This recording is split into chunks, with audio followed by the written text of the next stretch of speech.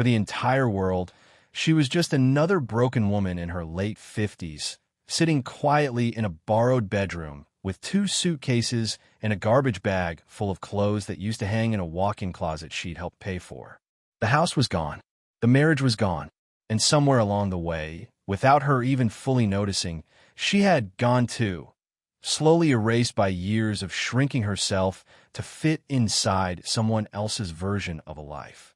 Miriam Elise Calloway had not lost a battle. She had survived a war she never agreed to fight, and the man who had declared it had walked away with the deed, the furniture, and a smug handshake from a judge who barely looked up from his paperwork. But what Preston Wade did not know, what nobody who looked at her sitting in that borrowed bedroom could possibly imagine, was that Miriam had not come to the end of her story. She had come to the beginning of a completely different one. And it started with a key she hadn't touched in 11 years, a locked cabin deep in the Tennessee mountains, and a letter her grandmother had asked her to open only when she had nothing left to lose.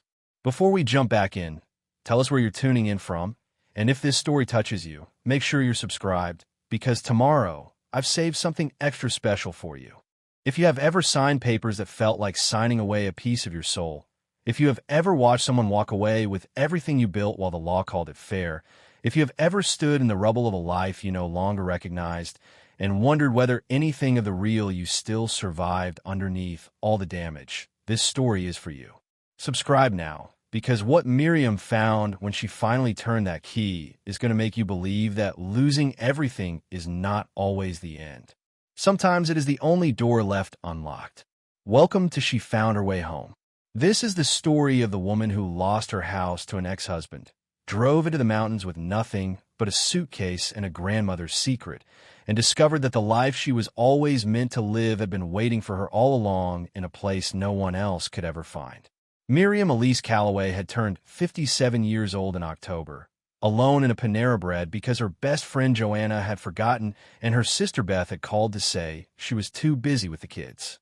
She'd sat at a corner table with a cup of coffee she didn't really want, watched strangers carry on around her, and felt something she hadn't allowed herself to feel in a very long time.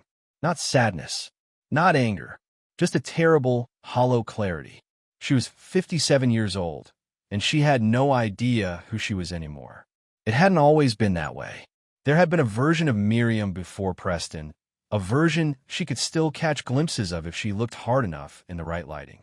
That Miriam had been sharp and funny and direct in a way that made people either love her immediately or feel slightly unsettled. Never anything in between. She had grown up in Clover Hill, Tennessee, the younger of 2 daughters raised by a school librarian mother who collected ceramic owls and a father who worked the line at a textile plant and coached Little League on Saturdays. It had been a modest life, but a full one, the kind of childhood where the house smelled like dinner every evening and someone always asked about your day. Miriam had been the artistic one, the dreamer, the girl who filled sketchbooks with drawings that her art teacher called startlingly original and who had gotten a partial scholarship to study design at the University of Tennessee in Knoxville. She had been 20 years old when she arrived on that campus with a portfolio under her arm and the absolute certainty that she was exactly where she was supposed to be. She had been 23 when she met Preston Wade at a gallery opening she had helped organize for a senior student's thesis exhibition. Miriam had laughed it off at the time. She was 25 and in love, and the afternoon light was gold, and she had no framework yet for understanding what her grandmother was really saying. She understood it now, standing on the other side of 30 years of a marriage that had spent most of its middle and final decades slowly, methodically, teaching Miriam to take up less space. It had not happened all at once, which was the part that still made her chest tighten when she let herself think about it too directly. There had been no single dramatic moment she could point to as the turning point, no explosion or confrontation that would have at least given the dissolution a clean shape. It had been quieter and more insidious than that. A comment about a design choice she was proud of that Preston called too risky for actual clients. A suggestion, gentle at first, that maybe she should focus on supporting his growing real estate business rather than chasing freelance contracts that barely covered her studio rental. A gradual reorganization of their shared calendar that seemed logical on paper, but always managed to place Preston's obligations at the center and Miriam's around the edges. By the time she was 40, she had given up her studio. By 45, she had stopped taking design clients entirely. By 50, she was managing the administrative side of Preston's real estate firm, organizing his schedule, preparing his presentations, answering emails in his name, and telling herself that this was still a partnership. That contribution took many forms, that her creative work would always be there waiting for her when things slowed down. Things never slowed down. What had happened 3 months after Miriam's 55th birthday was that Preston came home from a conference in Nashville with a tan that didn't quite make sense for late November and a distance in his eyes that she recognized before she could name it. 6 weeks later, he asked for a divorce. He was not unkind about it. That was perhaps the strangest part. He was measured and reasonable, and even sympathetic in that infuriating way of people who have already grieved the relationship privately and arrived at the difficult conversation fully processed. He said they had grown apart.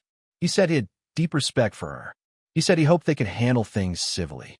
What he did not say, not that evening, was that he had already consulted with Gerald Marsh, the attorney Miriam had always considered their family's legal contact, or that he had spent the better part of the previous year quietly restructuring the financial architecture of their shared life in ways that would only become visible to Miriam after she signed the initial separation documents. By the time she had her own legal counsel, a young attorney named Gerald Oakes, she found through a referral from Joanna, the landscape had already shifted in ways that were technically legal and practically devastating.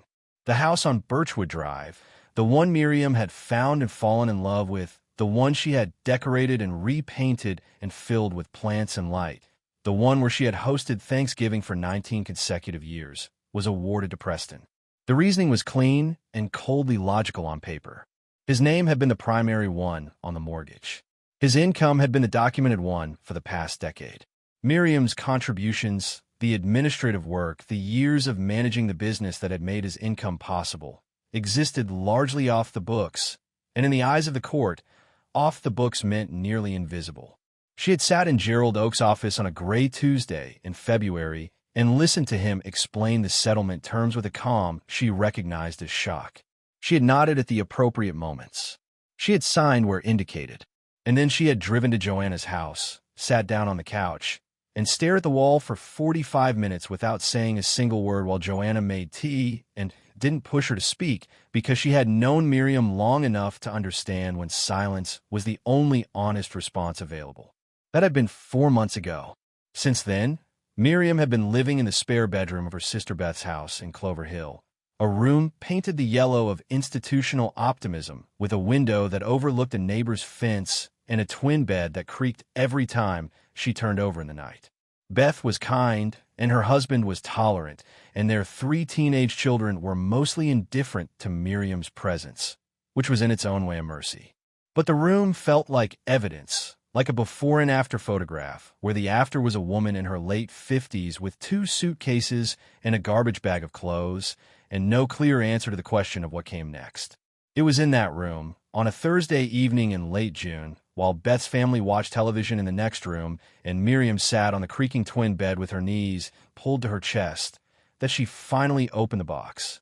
The box had been sitting in the bottom of one of her suitcases since the day she packed up the last of her things from the house on Birchwood Drive.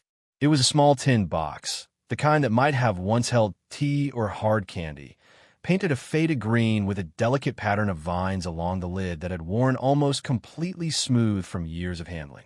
Miriam's grandmother, Estelle, had pressed it into her hands at her wedding. Right after that quiet warning, she had dismissed too easily in the golden afternoon light. "Keep this somewhere safe," Estelle had said. "Not somewhere Preston can find it. Somewhere that is only yours. And don't open it until you need to. You'll know when that is." Miriam had known. That was the honest truth she had been avoiding for 4 months. She had known the day she signed the settlement papers. She had known the day she carried her suitcases out of the house on Birchwood Drive for the last time, while Preston stood in the kitchen pretending to be busy with something on his phone to avoid the awkwardness of watching her leave. She had known every single evening in the creaking twin bed in Beth's yellow spare room. But knowing and being ready were two different things, and Miriam had needed the 4 months between signing and opening to grieve enough of the old life that she could receive whatever the new one was trying to tell her. She lifted the lid with hands that were steadier than she expected. Inside, nested in a square of folded fabric that smelled faintly of cedar and something floral she couldn't quite name, were 3 things. A small iron key, old enough that the metal had developed a deep charcoal patina along its length, heavy and solid in a way that made it feel significant. A folded piece of paper that turned out to be a property document, the ink faded but the text still fully legible, and a letter in her grandmother's handwriting. The large looping cursive Estelle had never bothered to modernize.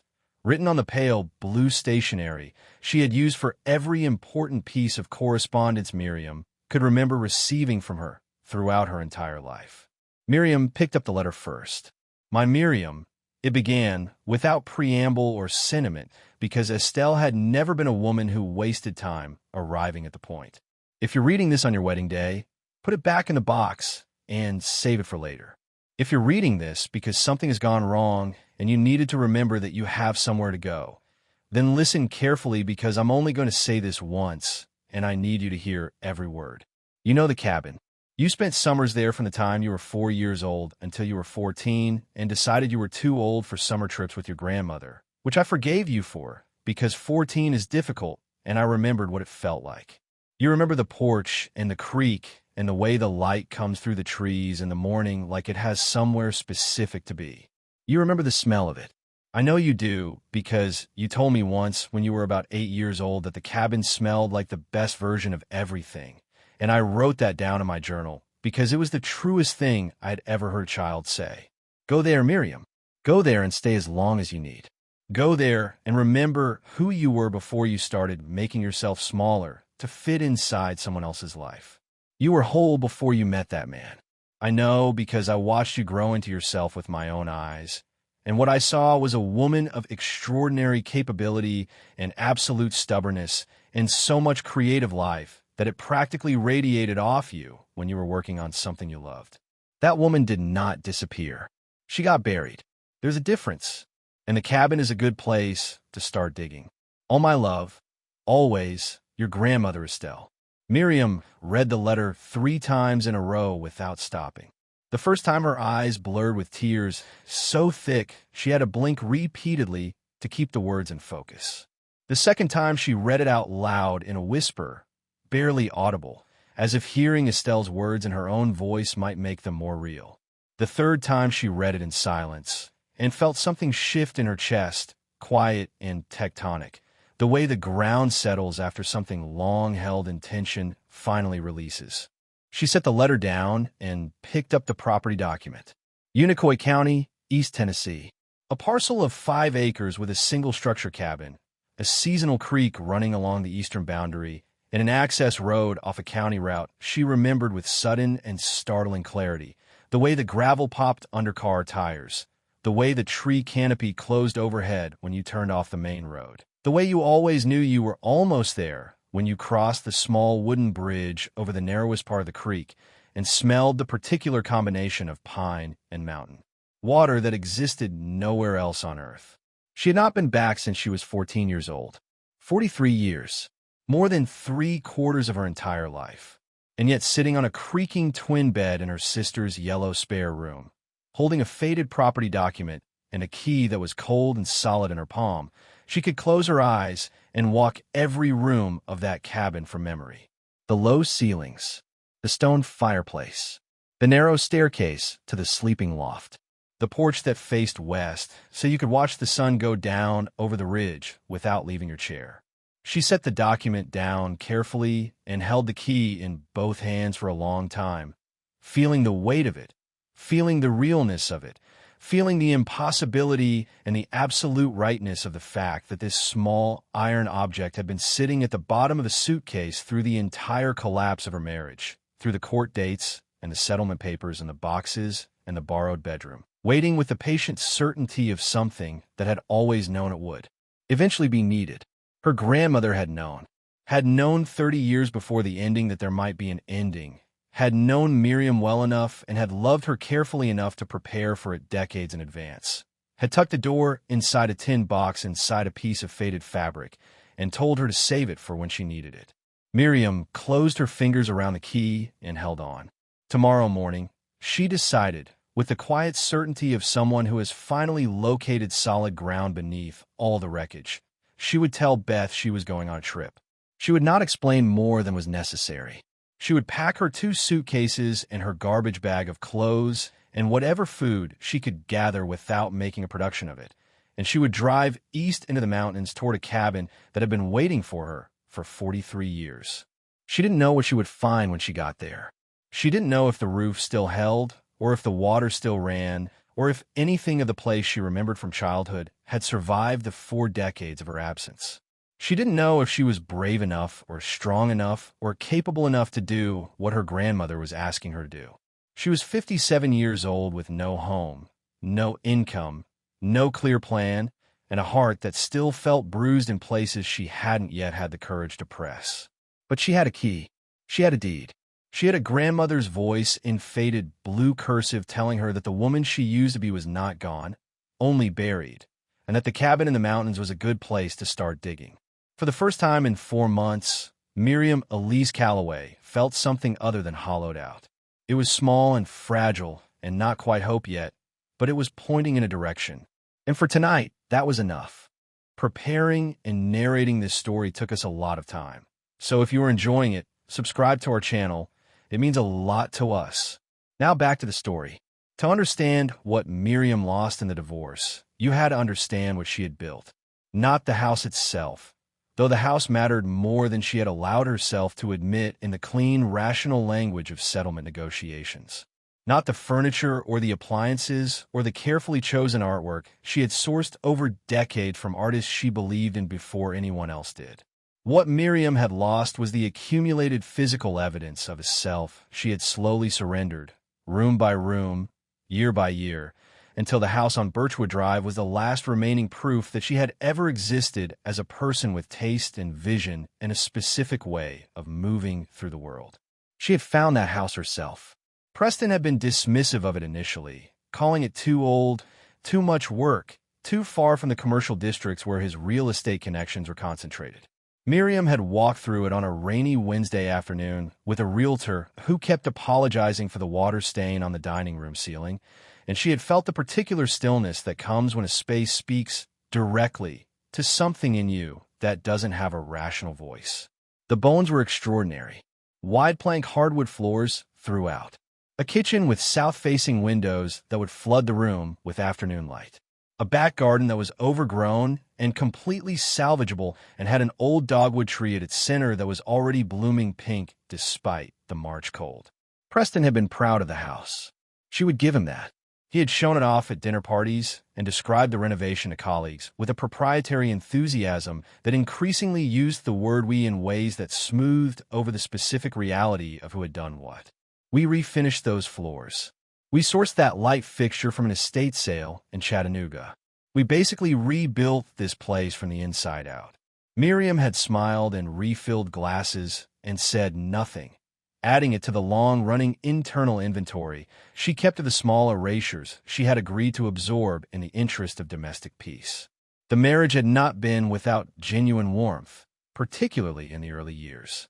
Preston could be generous and occasionally perceptive, and he had a dry humor that still surfaced sometimes in unguarded moments that reminded Miriam of the man she had married.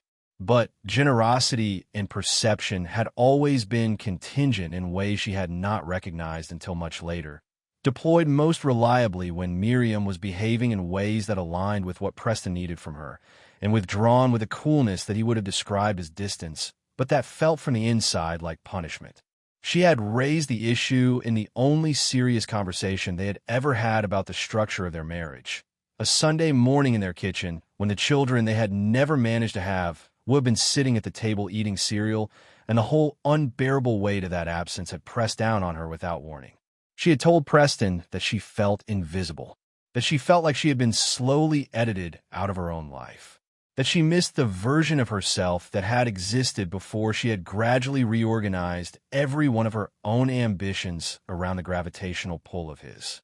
Preston had listened with the expression he wore in difficult client meetings, patient and attentive and fundamentally unreachable. He had said he understood she felt that way. He had said he was sorry she was struggling. He had suggested she talk to someone, meaning a therapist, meaning the problem was a weather system inside Miriam, rather than a pattern that existed between them. She had gone to therapy. The therapist had been excellent and had helped her see the pattern with a clarity that was useful and devastating in equal measure. Preston had not gone to therapy. The pattern had continued.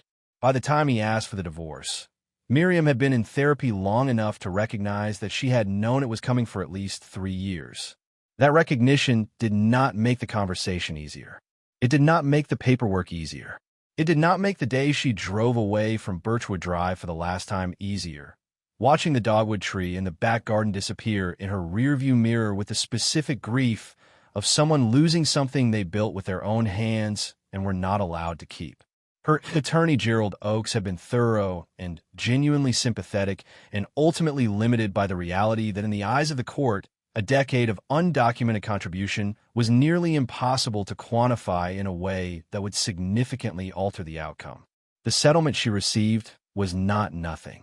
There was a cash amount that would sustain her for approximately 2 years if she was careful, a small portion of a retirement account, and the personal property she had managed to document as exclusively hers. The house went to Preston. Most of what she had built inside it went with it. She had signed the final papers on a gray February Tuesday and driven directly to Joanna's house and sat on the couch in silence for 45 minutes while Joanna made tea and did not push or speak. Then she had driven to Beth's house in Clover Hill with 2 suitcases and a garbage bag of clothes, walked into the yellow spare room, sat down on the creaking twin bed, and begun the long, quiet work of figuring out who she was now that the last external structure of her previous life had been officially dissolved. For months later, she was still in that room, still doing that work, still carrying the tin box in the bottom of her suitcase unopened, until Thursday evening in late June, when she finally lifted the lid and found the key and the deed and her grandmother's letter waiting for her with the patient certainty of something that had always known it would be needed. Until the moment she closed her fingers around the cold iron key and felt for the first time in 4 months like she was holding something real, something that was only hers, something that no settlement agreement and no judge and no man who used the word we to describe work he had not done could ever touch. The house on Birchwood Drive was gone, but somewhere in the mountains of Unicoi County, on 5 acres of East Tennessee forest with a creek running along the eastern boundary, a cabin was waiting. And Miriam Elise Calloway was finally ready to go find it. The morning after she opened the tin box, Miriam woke before dawn. Not the restless, anxious waking she had grown accustomed to in the yellow spare room, the kind where her eyes opened at 3 in the morning and her mind immediately began cycling through the same inventory of losses with the grim efficiency of an accountant who enjoyed bad news.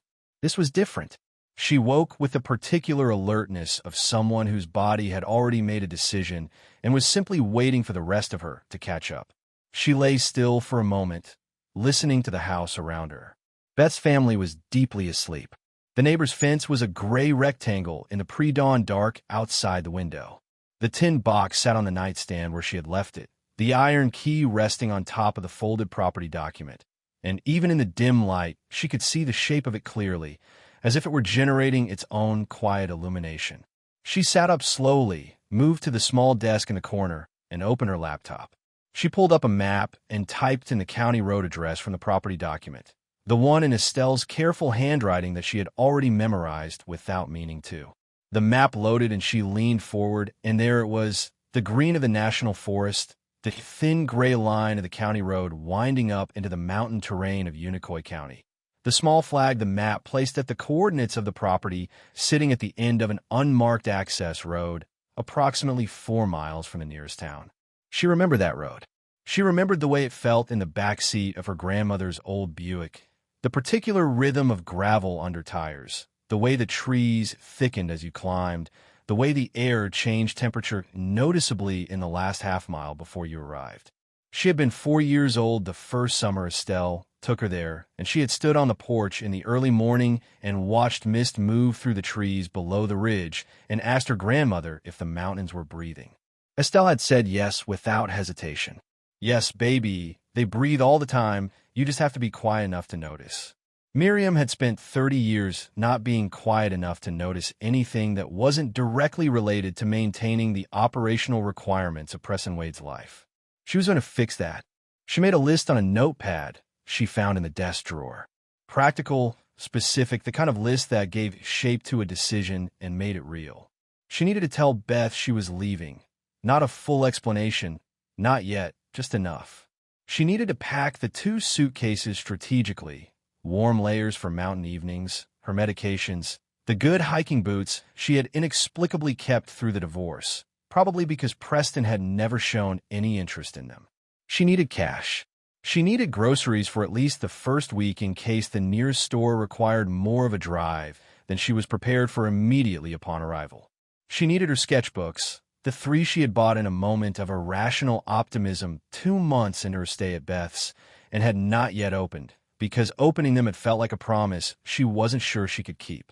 She packed in the quiet of early morning, working slowly and methodically, making choices about what was essential and what was the accumulated weight of a life she no longer needed to carry. The garbage bag of overflow clothing she left in the corner. The books she had been meaning to read, she sorted and left a note for Beth to donate them. The small frame print she had brought from Birchwood Drive, she wrapped carefully in a sweater and placed at the top of the second suitcase because it was one of the few things she had chosen purely for herself. A painting by a young artist she had found at a street market in Knoxville the year before the marriage started feeling like a place she was trapped rather than a place she lived. At 6:30, she heard Beth moving in the kitchen and went down to find her making coffee with the automatic efficiency of a woman who had been feeding a family of 5 for 20 years. Beth looked at Miriam's face and then at the car keys in her hand and didn't say anything for a moment, which was one of the things Miriam loved most about her sister.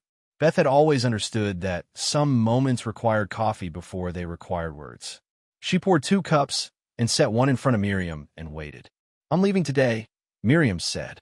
"I found out I own a piece of property. Grandma Estelle left it to me years ago, and I didn't know. I'm going there." Beth wrapped both hands around her cup and looked at Miriam with the careful attention of someone deciding how much to push. "Where is it?" she asked finally. "Mountains," Miriam said. "East Tennessee, Unicoi County." Beth was quiet for a moment. "Are you okay?" she asked, and the question carried the full weight of the 4 months between it and the real question underneath it, which was whether Miriam was okay in a larger sense. The sense that had nothing to do with the property in the mountains and everything to do with whether the person sitting across from her at this kitchen table was still the Miriam she had known her whole life or some diminished version of her that the divorce had left behind. Miriam pulled out of Beth's driveway at 7:45 on a Friday morning in late June, with the sun already warming the air and the tin box on the passenger seat beside her like a traveling companion. She did not cry when she left Clover Hill behind. She had done her crying in the yellow spare room over 4 long months, and she had nothing left for it now. What she felt instead as she drove east toward the mountains was something she had to work to identify at first, because it had been absent from her life for so long it had become unfamiliar. She turned it over carefully, examined it from different angles, and finally recognized it for what it was. It was anticipation, clean and uncomplicated and entirely her own. She pressed the accelerator and drove toward the mountains and did not look back. The drive from Clover Hill to Unicoi County took just under 3 hours on a clear Friday morning, and Miriam spent most of it in a silence that felt nothing like the silence of the yellow spare room. That silence had been the silence of someone waiting for something bad to finish happening. This was different. This was the silence of someone paying attention, watching the landscape change through the windshield with the gradual deliberateness of a person who had been moving too fast for too long and was finally slowing down enough to see what was actually around her. She watched Clover Hill give way to the wider commercial stretches of the interstate, gas stations, and chain restaurants and the flat, predictable geography of a road designed for efficiency rather than experience. Then she turned east, and the landscape began its slow transformation, the ground rising incrementally, the tree lines thickening, the sky changing quality in a way that was difficult to describe precisely but unmistakable once you noticed it. The blue got deeper. The light got more specific. The horizon, which had been wide and flat and uncomplicated all morning, began to develop the irregular, layered silhouette of mountains coming into view. Miriam had forgotten how much she loved this. The approach to the mountains. The way they revealed themselves gradually, first as a suggestion on the horizon, then as a presence, then as something so immediate and dimensional that the word landscape stopped feeling adequate, and you had to reach for something larger. She had not driven in a mountain terrain in years. Preston had preferred the coast for their rare vacations, finding the mountains inconvenient and the absence of reliable cell service professionally unacceptable. She had deferred to his preferences so consistently and for so long that she had nearly forgotten she had different ones. She stopped once at a small grocery in a town called Limestone and spent 40 minutes moving through the aisles with the focused intentionality of someone provisioning for real life rather than shopping out of habit. She bought staples that would keep: rice and pasta and canned goods and olive oil and coffee, a significant quantity of coffee, because whatever else was uncertain about the next chapter of her life, she was not going to face it undercaffeinated. She bought fresh produce for the first week, knowing she would need to establish a resupply routine once she understood the geography of what was available nearby. She bought cleaning supplies because Estelle's letter had been clear about the cabin needing attention, and Miriam had always found cleaning a legitimate form of thinking. She bought a new notepad and 3 pens and a small battery-powered lantern in case the electricity situation required a backup plan. The clearing in front of the cabin was overgrown, tall grass and volunteer shrubs having colonized the space that had once been open ground. The porch railing had a length of it missing on the right side. One of the window shutters hung at a slight angle, its upper hinge having pulled away from the frame. The roof looked intact from this distance, but she would need to check it properly. The whole structure had the particular look of something that had been waiting rather than declining, as if it understood that its vacancy was temporary and had simply been conserving itself until the right person returned. Miriam pulled the car to a stop in front of the porch and turned off the engine and sat for a moment in the sudden quiet. The forest sounds moved in to fill the silence immediately. Birds she couldn't name, wind through high branches, the faint continuous sound of the creek somewhere below the tree line to her right. She sat with her hands in her lap and looked at the cabin through the windshield and felt the full weight of the moment pressing down on her with a gentleness that was almost unbearable. She was here.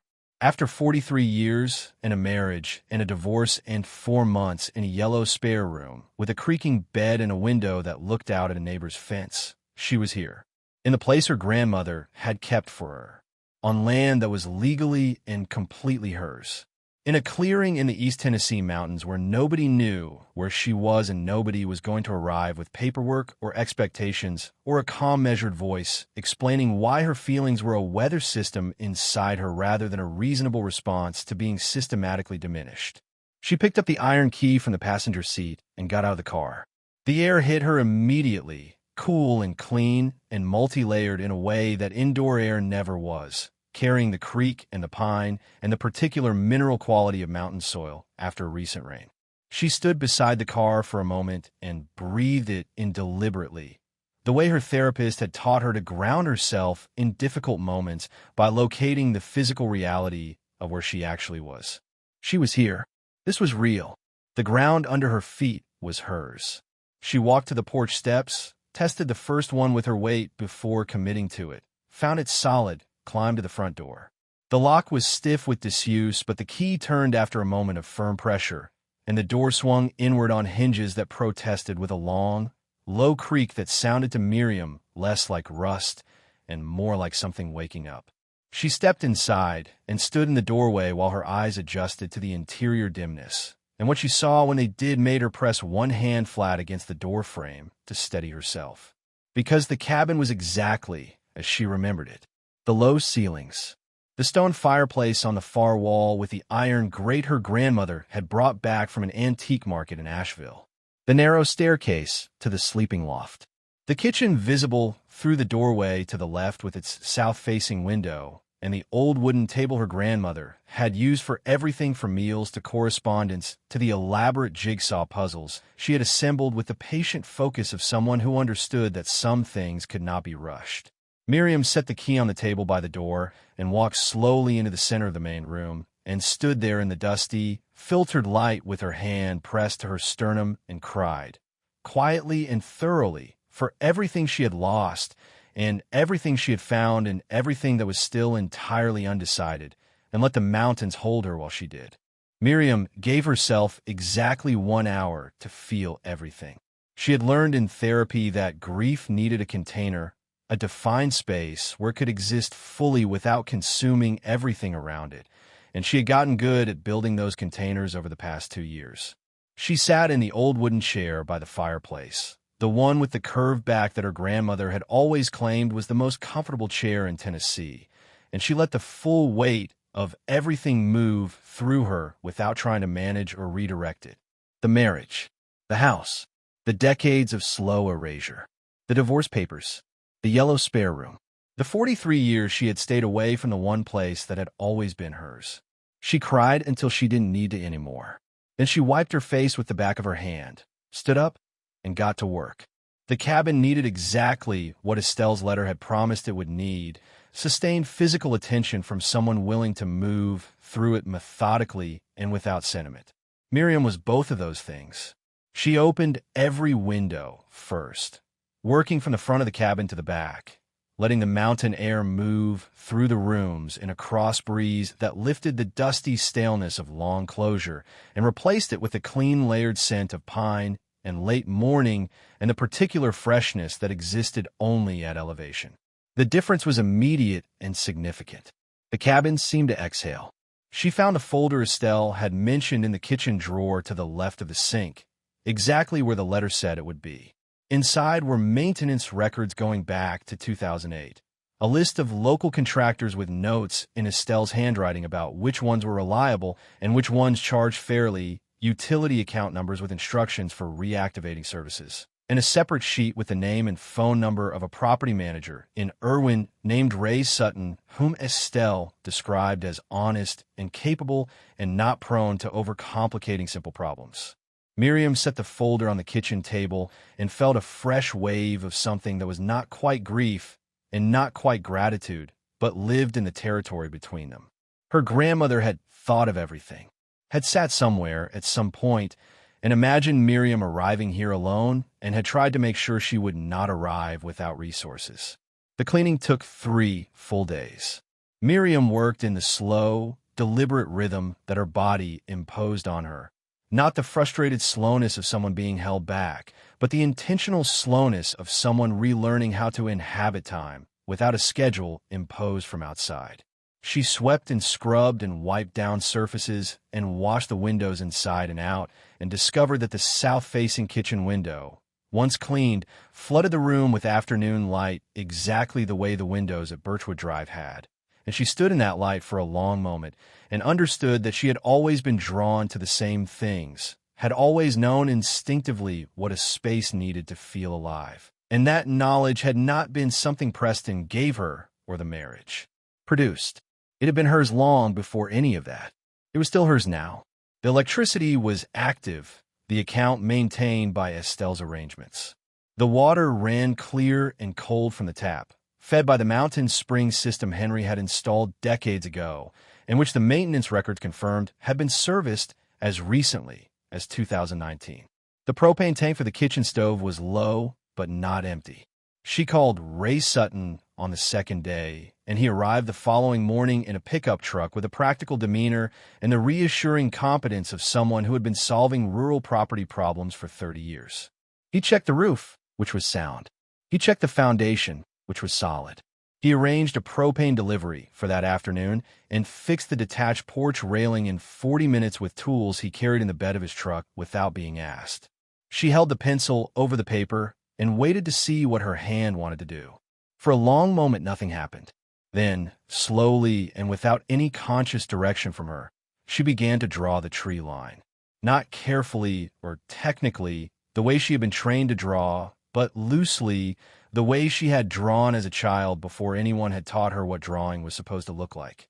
The pencil moved across the page, and the trees appeared, and then the ridge above them, and then the particular quality of the morning light coming through the upper branches. And Miriam sat on the porch of her grandmother's cabin in the East Tennessee mountains and drew for the first time in 11 years, and felt something in her chest unlock with a sensation so physical and so long overdue that she had to set the pencil down for a moment and simply breathe through it. She had not lost this. It had been buried, exactly as Estelle said. And it was coming back now, the way buried things come back when the conditions are finally right, slowly and with enormous force, unstoppable once it started moving. She picked up the pencil and kept drawing. By the end of the second week, she had filled 40 pages. Trees and creek stones, and the texture of the cabin's log walls, and the particular way the light moved across the kitchen table at different times of day, and the face she saw when she looked in the bathroom mirror, which she drew 3 times on 3 different mornings, and looked different each time. Less clothes, less cautious, less like someone performing the act of being fine, and more like someone who was actually, incrementally, beginning to be. She was not healed. She understood that clearly and without self-deception. The loss of the marriage and the house and the decade of herself she had spent managing Preston's life were not things that resolved in 2 weeks in a mountain cabin, however restorative. But she was moving in a direction that felt true. She was doing work with her hands, physical work and creative work, and both of them were telling her the same thing, that she was still capable, that she was still here, that the woman Estelle had watched grow into herself with her own eyes, the one who had practically radiated creative life, had not gone anywhere permanent. She had just needed somewhere quiet enough to hear herself again. The knock came on a Tuesday morning 3 weeks after Miriam arrived, while she was on the porch with her second cup of coffee and her sketchbook open to a half-finished drawing of the creek stones she had walked down to photograph the previous afternoon. She had been expecting it, not with the dread she might have felt a month earlier, but with the calm awareness of someone who has done enough internal work to face the external one. She had left enough of a trail for Beth to eventually follow, not intentionally, but she had not been careful about concealing it either. She had called Beth twice from the cabin to confirm she was safe, and Beth, to her credit, had not pushed beyond the basic facts of Miriam's well-being on either call. But Beth had also been living with the information for 3 weeks, and Miriam knew her sister well enough to know that 3 weeks was approximately the outer limit of Beth's capacity to sit with unresolved concern without taking action. What she had not expected was Preston. She heard 2 car doors, not one, and looked up from her sketchbook to see Beth's silver sedan, and behind it, Preston's black company vehicle, which had always been too large for any practical purpose and had always seemed to Miriam to exist primarily as a statement about the kind of man its owner considered himself to be. She set her coffee cup down on the porch railing and closed her sketchbook and stood up slowly, feeling the particular settling that happens in the body when it shifts from one mode to another.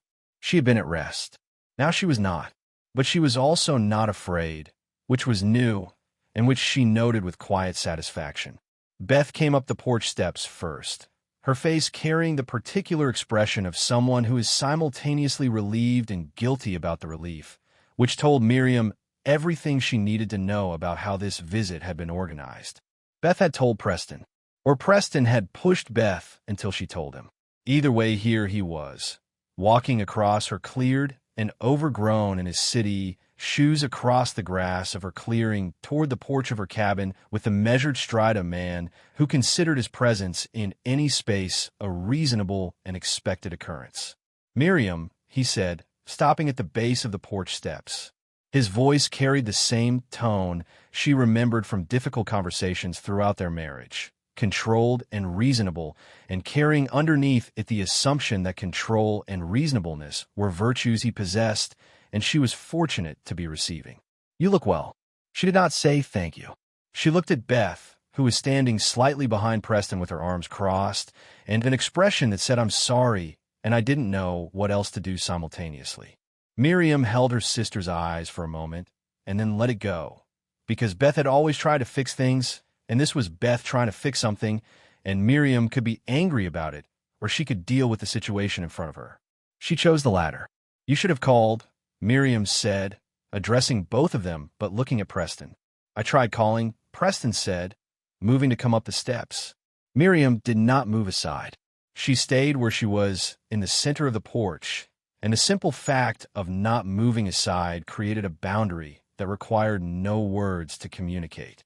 Preston stopped on the second step, which put him at eye level with her rather than above her, and she could see the slight recalibration in his expression, the minor adjustment of someone who had expected less resistance. "This isn't practical, Miriam," he said finally, gesturing at the cabin and the clearing and the mountains beyond it. "You can't seriously intend to stay here. What are you going to do up here alone?" "Live," Miriam said. The word came out with a simplicity and a finality that required nothing added to it. Preston looked at her again. She met his eyes without looking away and without the anxious monitoring she had spent 30 years doing, checking his expression for signs of displeasure, calibrating her own responses to minimize friction. She simply looked at him and waited, and what she saw in his face after a moment was something she had never seen there before directed at her. Not anger, not impatience, something closer to uncertainty. He did not know what to do with the version of her that was standing on this porch. She turned to Beth. "You're welcome to come in," she said. "I'll make coffee." Beth came up the steps immediately, touching Miriam's arm as she passed with a pressure that carried apology and love in equal measure. Miriam accepted both. Preston remained on the second step for a moment longer. Then he came up onto the porch and followed them inside. And Miriam let him in because he was no longer someone she feared, and because some conversations needed to happen in order to be finished, and because the cabin was hers, and she could choose who she let through the door. Miriam poured 3 cups of coffee and set them on the table and sat down. "No," she said simply. "You didn't." She accepted this without expanding it into something it wasn't. It was acknowledgement, not restitution. It did not give her back a decade or a house or the years she had spent making herself small. But it was real, and she had learned to value real things over comfortable fictions. When he left an hour later, driving back down the gravel road in his oversized vehicle, Miriam stood on the porch and watched him go and felt nothing dramatic. No triumph, no residual grief, just the clean quiet of a chapter that had finally, genuinely closed. Beth stayed for dinner. They sat on the porch as the sun went down over the ridge and drank wine from mismatched glasses Miriam had found in the kitchen cabinet and talked the way they had talked when they were girls, without agenda or performance. Just 2 sisters in the mountains saying true things to each other. "You seem different," Beth said at one point, watching Miriam's face in the evening light. "I think I'm becoming myself again," Miriam said. Beth nodded and raised her glass and said nothing else, because nothing else was needed. 3 months after Miriam Elise Calloway turned a cold iron key in a stiff lock and stepped into a dusty cabin that smelled of cedar and closed time and her grandmother's patient love, she sat on the porch in the early October light and watched the East Tennessee mountains put on the kind of show that made you understand why people had been coming to these hills for centuries to find themselves again. The ridge had gone fully gold and amber and a deep arterial red that intensified in the afternoon light until the whole landscape looked like something burning slowly and beautifully from the inside. She had her coffee and her sketchbook and the particular unhurried ease of someone who had recently remembered what it felt like to be at home inside her own life. The transformation had not been cinematic. She wanted to be honest about that because the dishonest version, the one where the mountains fixed everything quickly and the woman who emerged after 3 months was unrecognizable from the one who arrived, would have been a satisfying story but not a true one. What had actually happened was slower and less dramatic and more real. She had worked. She had rested.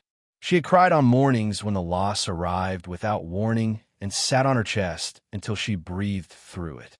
She had drawn every day without exception, filling sketchbook after sketchbook with the landscape around her and the interior of the cabin and the faces she saw in the mirror at different times of day, each one slightly less closed than the last, slightly less like someone performing the act of being fine, and more like someone who was actually, incrementally, beginning to be.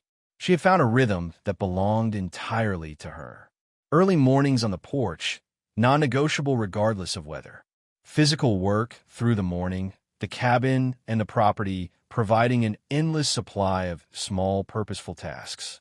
Creative work in the afternoons, the sketchbooks giving way in the 6th week to a series of paintings she began on large panels. The most honest work she had ever made, informed by the landscape, but reaching toward something more interior, more essential, more specifically and unapologetically hers.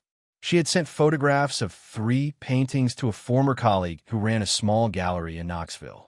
The colleague had called within 2 hours and said, "Simply, when can I see the rest of them?" Miriam had sat on the porch steps with the phone, pressed her ear, and felt something open in her chest so completely that she had to wait a full minute before she trusted her voice enough to answer. She had a showing scheduled for February. It was not a solution to every practical question that remained.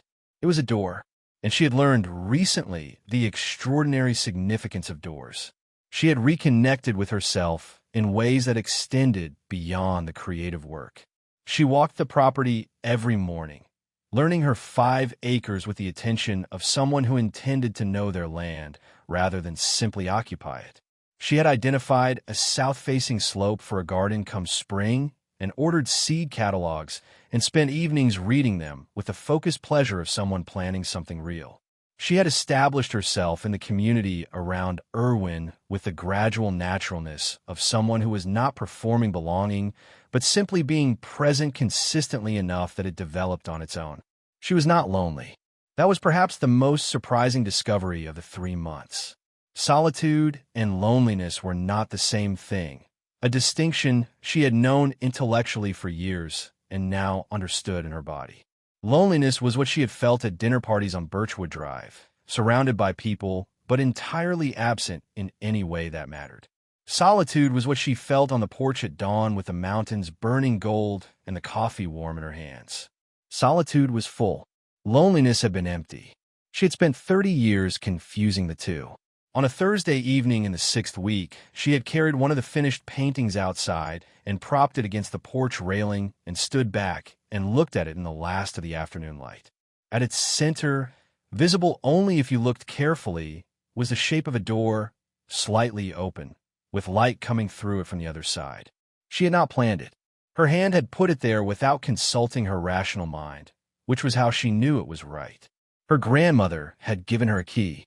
She had used it, and what she found on the other side was not just a cabin. It was herself. The version that had existed before marriage spent 30 years teaching her to take up less space. The version that had stood on this porch as a 4-year-old child and asked her grandmother if the mountains were breathing. That version had not been gone. She had been buried, and the mountains had been a good place to start digging, exactly as Estelle had promised. Miriam Elise Calloway was 57 years old, and she was just getting started. If this story moved something in you that needed moving, if you have ever handed over pieces of yourself one small compromise at a time until you looked up one day and barely recognized the life you were living, if you have ever needed someone to remind you that losing everything is not always the end, then this story was for you. Leave one word in the comments that describes what you would do if you found the key to a place that was entirely yours. Because Miriam's story proves that it is never too late to unlock the door. That what gets buried in us does not die.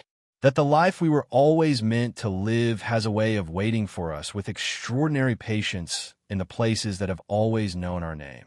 Share this with someone who needs to hear that their story is not over, and that the key has been in their hands the whole time. Welcome to She Found Her Way Home. Up next, you've got 2 more standout stories right on your screen. If this one hit the mark, you won't want to pass these up. Just click and check them out. And don't forget to subscribe and turn on the notification bell so you don't miss any upload from us.